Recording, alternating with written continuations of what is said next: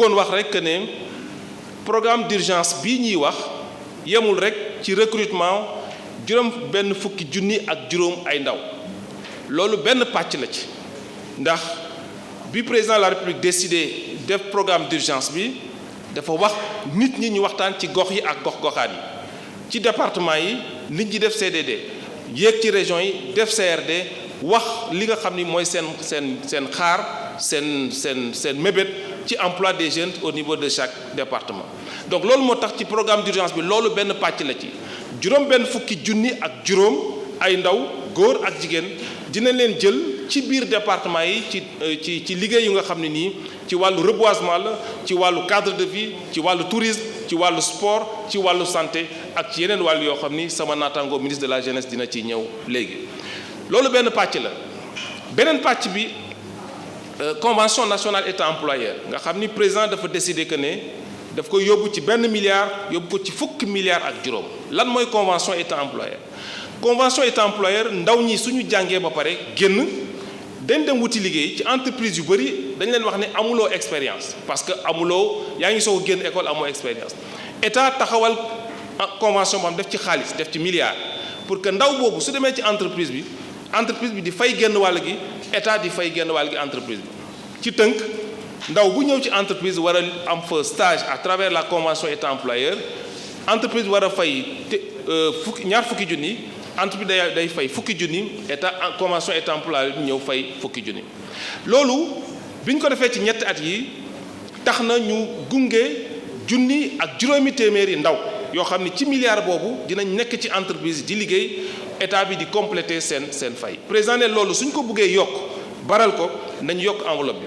jële ko ci milliard yóbbu ko ci fukki milliards ak juróom moo tax ñu jàpp ne ci programme bi lu toll ci ñaar fukki junni xale dina ci war a mën a ab liggéey ci convention boobu. beneen pàcc bi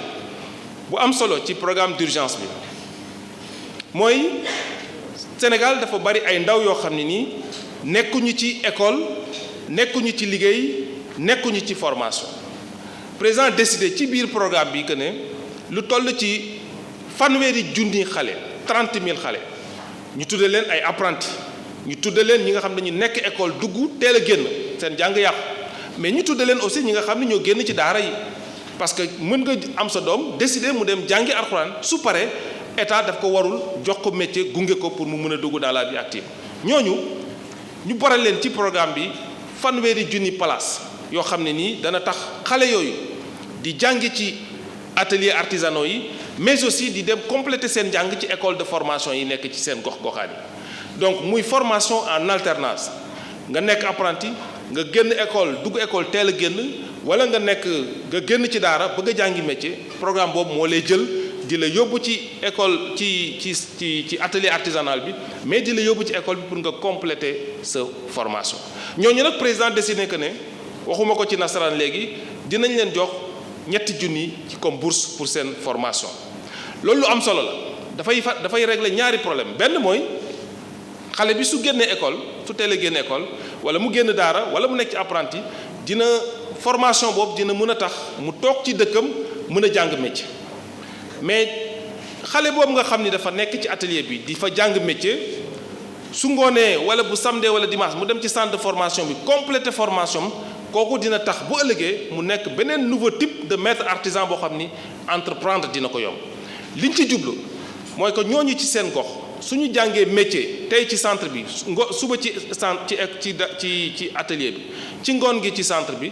bu ñuy demee ba jeexal seen formation dañuy am seen yëfi bopp tëgg seen programme li ñuy tuddee business plan pour que institution financière yi notamment la DER ñëw financer leen donc loolu pàcc la ci biir programme d'urgence bi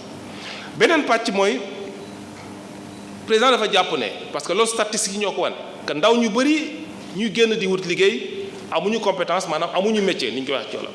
mu ne kon day indi li ñu tuddee bon de formation nga nekk ndaw bëgg a jàngi métier état gunge la fayal la sa formation pour nga dem jàngi métier loolu ñaar fukki junni ndaw la ci biir programme bi 20 000 jeunes qui vont bénéficier de bons de formation pour mën a dem jàngi métier. beneen pàcc bi ci biir formation en apprentissage actualité tey bi war nañu ko tey ñi ngi wax ne ci ñetti at yi ñetti junni doomu aadama génn nañ àdduna ci ay accident li ko waral li ci ëpp ci nit ñi la. donc ci CDD yi ci CRD yi nit ñi wax ne xale yi wax ne bëgg nañ ku leen gunge ñu am formation am permis sur ñu am formation sécurité routière pour mën a am permis donc ci programme bi am na ñaar fukki junni xale yoo xam ne aussi dinañ leen gunge pour ñu mën a am formation ci conduite ci code de la route ba mën a am seen permis beneen bi des ci programme bi mooy ne président dafa décider jàppale xale yi nga xam ne ñoo nekk ci école yu ndaw yi ñu tudde leen préscolaire jardin d'enfants ak ñi nga xam ne ñoo nekk ci primaire ñu wutal leen ay tenues du ma ñëw ci njëriñu tenues yooyu ci biir école bi parce que ñëpp d'accord nañ ci mais loolu dafa am beneen aspect boo xam ni mooy aspect économique bi laalu ci biir xale yooyu toll nañ ci 2 millions ak 2 millions 250 000 jeunes yoo xam ni woon bu ñu ne xale bu nañ wutal ko ñaari tenues day nekk daanaka 4 millions ak juróomi téeméeri tenues yoo xam ne war nañ ko ñawal xale yi loolu nag état du Sénégal daf koy subventionné ci biir programme bi maanaam état du Sénégal day génne xaalis bu takku pour mën a gunge waajur yi pour ñu mën a jënd tenues yooyu pour xale yi mais loolu li ci am solo mooy ci département bu nekk ci commune bu nekk tailleur yi nga xam ne ñoo fa nekk ñoo ciy liggéey pour defar tenues yooyu gannaaw bi nga xam ne ministère de l'éducation nationale joxe na spécimen yi benn pàcc bi mujj mooy ci wàllu entrepreneuriat ak financement ci programme bi am na un important volet formation en entrepreneuriat ñu demee ni ay PSEJ dañuy dugg ci programme pour gunge ndaw ñi pour ñu def seen parce que bu ñu bëggee régler problème emploi il faut que ndaw ñi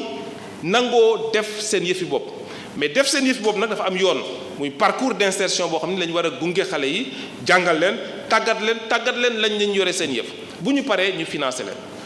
président décidé ci programme bi que financement yi nga xam ni DER moo ko doon def à partir de ce programme dañ koy territorialiser yóbbu ko à tout le moins au niveau des départements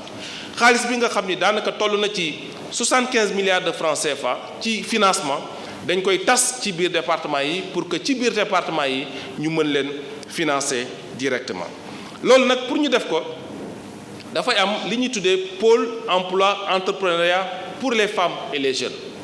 te département bu nekk ci ñeent fukki département ak juróom mun naa wax ñeent fukk ak juróom benn ndax Kër Massar dina am pôle emploi entrepreneuriat yi nga xam ni commencé nañ leen installer ci biir pôle boobu dafay am au moins dina am ANPEJ dina am 3FPT dina am DER dina am ONFP dina am APIX dina am ADPME yeneen structures yu mel ne yoo xam ni ñoom ñëpp dañuy liggéey ci wàllu gunge ndaw ñi pour ñu am liggéey donc jàpp naa ne pour tontu ci questions yi de manière globale loolu mooy li nga xam ni les principaux pas maanaam mooy juróomi tànk yi wala juróom-benn tànk yi nga xam ne nii programme d'urgence bi tënku na ci pour mën a gunge ndaw ñi ñu am liggéey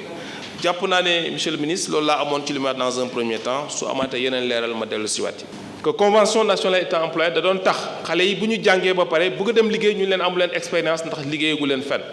ñuy def ay convention de stage donc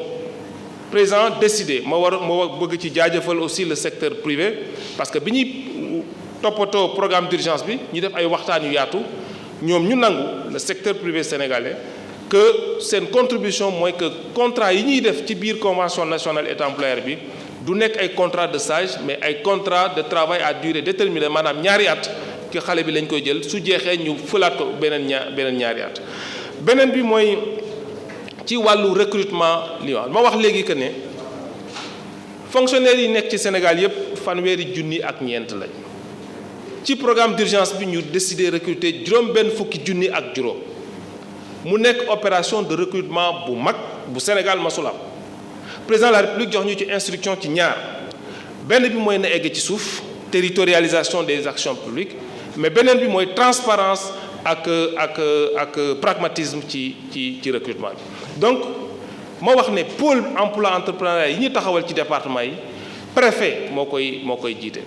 préfet bu ko jiitee nag da ci ànd ak autorité décentralisée maanaam mooy président conseil départemental ak maire parce que ñoom aussi ñoom la population yi far mais président lu ñu wax mooy une forte implication de la jeunesse ndaw ñi dañuy nekk ci loolu mais aussi dañuy bokk ci processus de recrutement yi pour garantir l'équité territoriale, sociale, mais surtout la transparence ci biir recrutement yooyu. Donc xale yooyu nga xam ne dinañ leen jël président dafa wax ne ñu defal leen ay contrat de travail à durée déterminée ñaari at la ñuy signé bu jeexee ñu signé waat ñaari at balaa ñuy xool les voies et moyens de pérenniser ces emplois ci yeneen ay structures yu gën a viable. Donc loolu mooy jàpp naa li ma amoon ci question bi ci ñaareelu vague bi monsieur le ministre maa ngi sant leen gërëm.